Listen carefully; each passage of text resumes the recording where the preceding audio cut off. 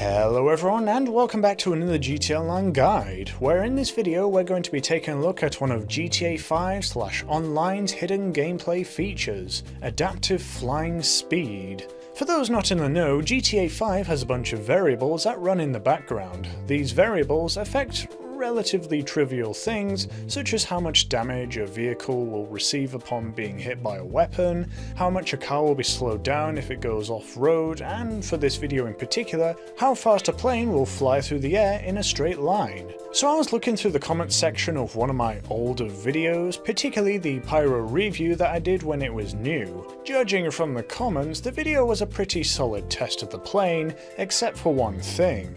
Why doesn't anyone understand that in GTA, the speeds of aircraft depend on altitude? The Pyro is much quicker than the Hydra when you're above 1,000 feet. All aircraft are quicker higher up. So here we are, we're going to take a look at this phenomenon and do some tests. But before we do anything, I have to do some research, because while I roughly knew about the planes apparently going faster at altitude was a thing, firstly, I wasn't even fed any details as to how this mechanic worked exactly, and secondly, I didn't really care, mainly because, well, at least from what I've experienced in my many years of playing GTA Online, aircraft piloted by players are usually flown at a max height that is about the same height as the top of Maze Bank building. Rarely do planes go above this altitude, but usually whenever you see fighter aircraft in action in a free lobby server, you see them at about the same height as the top of Maze Bank Tower and even much lower than that.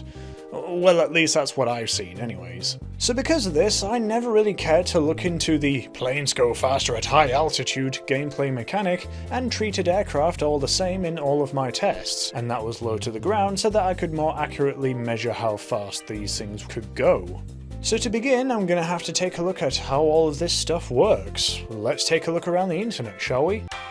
Alright, so after looking around the internet, I've found a few things. Alright, firstly, there are people other than me who agree on flying at low altitude for the reasons that I've just explained.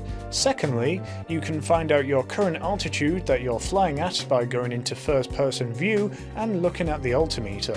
But most importantly, the magic number is apparently 850 feet, according to the one forum post that I could find around when looking around on the internet.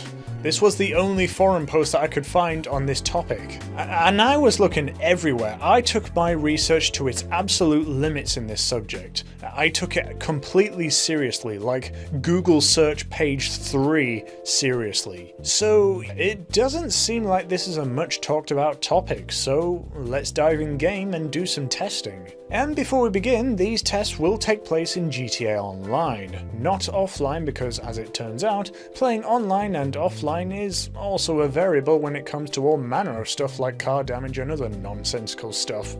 Remember that quirk with the Insurgent Pickup Custom where the turret gunner is immune to explosions?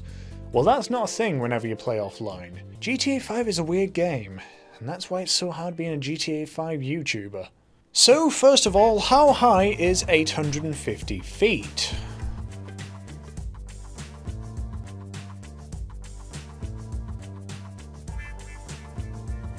Okay, so 850 feet is about this tall compared to the Maze Bank building. Not quite the top, but pretty close. And to make sure that this reading was accurate, I went ahead and got an Hydra and used its altimeter to clarify that this is indeed 850 feet, and that the altimeters are accurate and can be used to tell height accurately.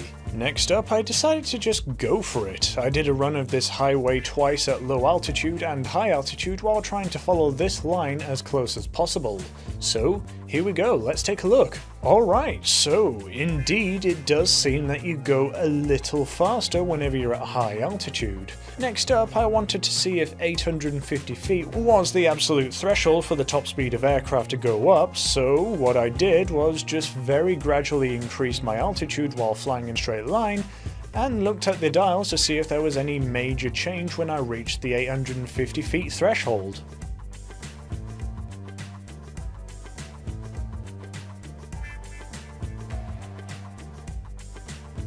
And lo and behold, once you're at 850 feet or higher, your top speed increases by quite the margin, and it's not even subtle. or realistic. But I wasn't going to stop there, because apparently the Pyro gains a massive increase in speed when flown at altitude. So let's take it up and down the highway and see what kind of results we can get with that. And yes, just like the Hydra, the Pyro gains an increase in speed once you're beyond 850 feet. And just like the comment said, the Pyro is much faster than the Hydra. In fact, the Hydra's high altitude speed pretty much matched the Pyro's low altitude speed. So back when I did the test with the run across the airstrip in that video about the Pyro, aircraft statistics may have just been different back when I did the review on the Pyro. So it may have got buffed, or the Hydra was nerfed, I don't know.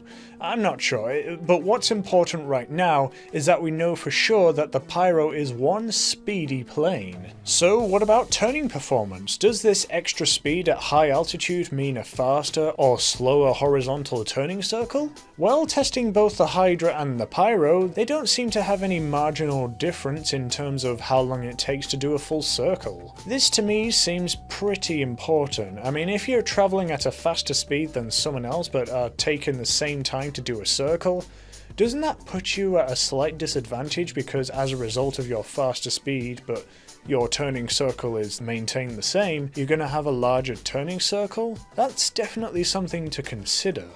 Let's take a look at some other things. What about Oppressor Mark IIs? They sort of count as aircraft, right? It's important to know that the Oppressor Mark II will fly faster when you fly along the ground. I thought I should probably point that out before some dweeb in the comments be like, actually, you forgot to point out that the Oppressor Mark II flies along the ground with visible similar speed to that of a level 79 Dragon Warlock. Alright, so if you had no choice but to fly in the air, do you go any faster when you're flying above 850 feet in an Oppressor Mark II? No. What about helicopters? To test this, I grabbed a Hunter and ran down the freeway. Unfortunately, at least for the Hunter, there didn't appear to be any sort of speed increase. In fact, it was slower during the high altitude runs. Perhaps because I was holding down throttle the whole way, and that resulted in some of the potential horizontal speed being turned into vertical speed, whereas when I was close to the ground it was much easier to control horizontal and vertical speed relationship, so being closer to the ground made me fly a little faster because I had the ground as a reference. In any case, it didn't really seem to increase my top speed in the Hunter. I didn't really try with any other helicopters, so if you want to try it out yourself in anything else like a Buzzard or a Savage, then feel free to share your findings in the comments section. So overall, what have we learned? Planes go faster when they pass a certain altitude. Said altitude is 850 feet, and 850 feet is just above 3/4 up the height of the Maze Bank building, and that the gain in speed is instant and doesn't follow a curve like the higher you go, the higher the effect zone gains speed. So in answer to this comment in my video, yeah, I guess I was sort of missing out on the testing of the aircraft at height. However, I'm not really sure if this knowledge of the 850 alt speed is going to impact the outcome of a battle too much. What do you guys think about all of this? Let me know in the comments, and if you found this video interesting, make sure to do all the usual stuff that YouTubers expect their audience to do nowadays. I thank you very much for watching, and I'll see you around, folks.